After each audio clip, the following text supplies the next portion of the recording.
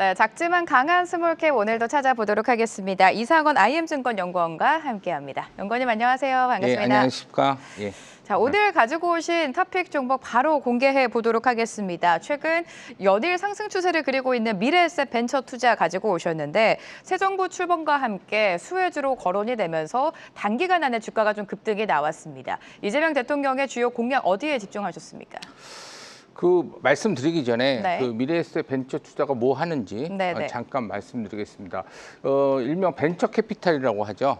그래서 정부나 아니면 여러 가지 기관들에서는 벤처 기업 육성, 특히 그 산업에 관련 육성을 하기 위해서 정부 같은 경우에는 모태 펀드를 조성하고 있고 여러 가지 기관들 같은 경우에는 LP로서 펀드를 조성하고 있습니다. 그래서 여기서 중요한 거는 뭐냐면 펀드를 운영할 사람과 정부와 기관들이 LP 역할을 하고 운영할 사람이 GP라고 하는데 위탁해서 운영하는데 이 GP 역할을 할 수 있는 데가 벤처 캐피탈입니다. 그래서 여러 가지 산업이 활성화되거나 벤처 기업을 육성했을 때는 정부 자금도 들어오고 여러 가지 기관 자금도 들어올 수 있기 때문에 벤처 캐피탈이 활성화할 수 있는 요인이 되는데 아까 앵커님께서 말씀하셨듯이 이재명 대통령이 6월 4일 날 이제 출범을 했는데 그 출범하기 전에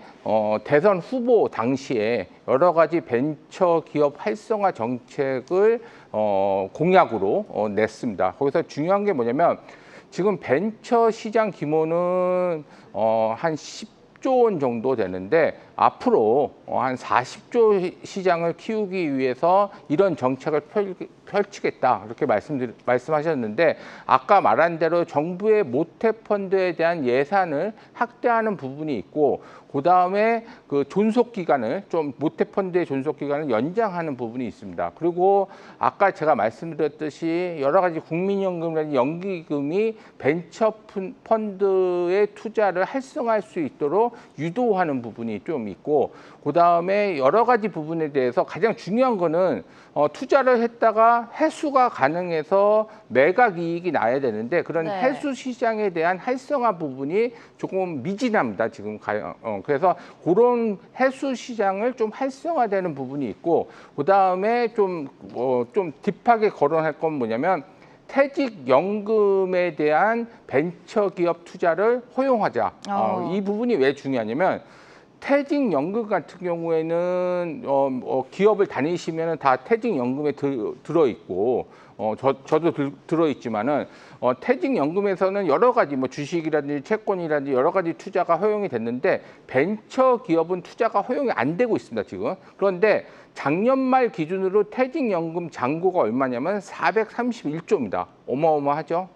그 부분에 대해서 어찌됐든 아까 말한 대로 대선 공약에서 이 벤처 시장을 키우기 위해서는 퇴직연금의 벤처 기업을 활성화시키자 이렇게 보면 되는데 만약에 그게 허용이 된다고 그러면 지금 미래에셋그룹의 미래에셋 벤처 캐피탈 투자하니까 당연히 이런 시너지 효과가 분명히 있을 거고 이런 대형 VC한테는 크나큰 수혜를 볼 거라고 보고 있습니다. 그래서 퇴직연금의 벤처기업 투자 허용은 미래에셋 벤처 투자한테 크나큰 수혜가 돌아갈 수밖에 없다. 그렇게 말씀드리는 거고 그다음에 두 번째 포인트가 더 중요한데 지금 AI 이재명 대통령 후보가 대선 공약 당시에 가장 중요하게 생각했던 게 뭐냐면 AI 공약입니다. 그래서 AI 관련해서 100조를 투자하겠다. 그래서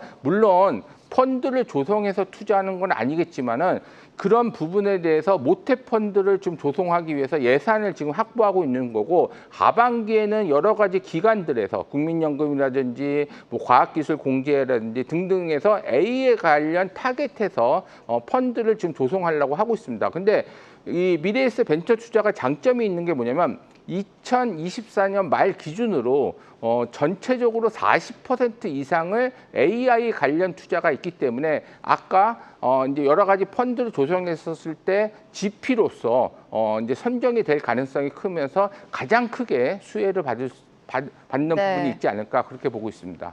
네, 지금 현 정부도 AI와 같은 첨단 산업에 적극적인 투자를 단행하고 있고요. 동사 역시 좀 수혜가 기대된다라고 말씀해 주셨는데 다음 키워드도 만나보도록 하겠습니다. 두 번째 키워드는요. 우량한 AI 포트폴리오라고 가지고 오셨는데 좀 더 세부적으로 좀 간략하게 들어볼게요, 연구원님. 예.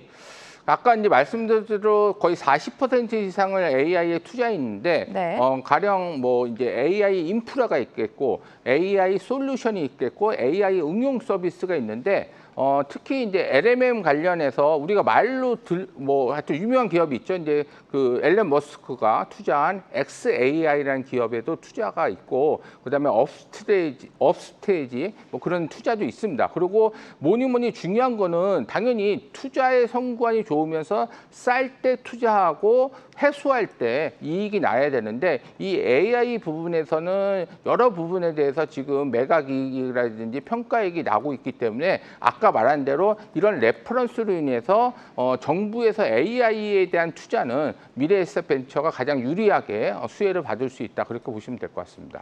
네, 이제 투자 전략과 함께 실적단도 지켜봐야 될 것 같은데 최근에 단기간 안에 정책 수혜주로 부각이 되면서 너무 많이 가파른 상승을 보여주기는 했습니다. 어떤 전략 유효할까요?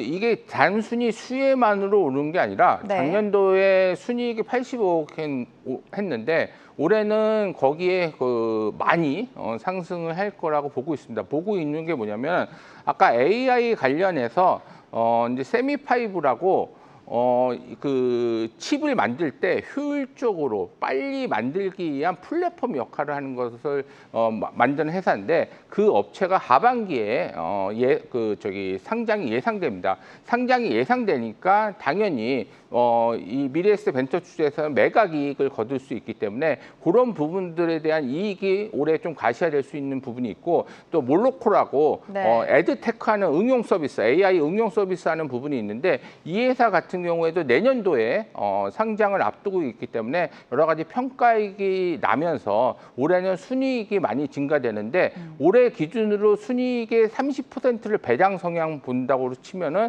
지금 주가가 오르는데도 불구하고 배당 수익률로 한 5.5% 예상됩니다. 그래서 최근에 급등한 것 같지만은 급등보다도 여태까지는 소외됐다가 순이익에 대한 증가 여지 플러스 정책 수혜 기담이 있기 때문에 지금 한 50% 급등한 거는 그냥 정상화되는 부분이 있고 앞으로는 성장성이 부각돼서 더 상승할 수 있는 흐름이 있을 거라고 보고 있습니다.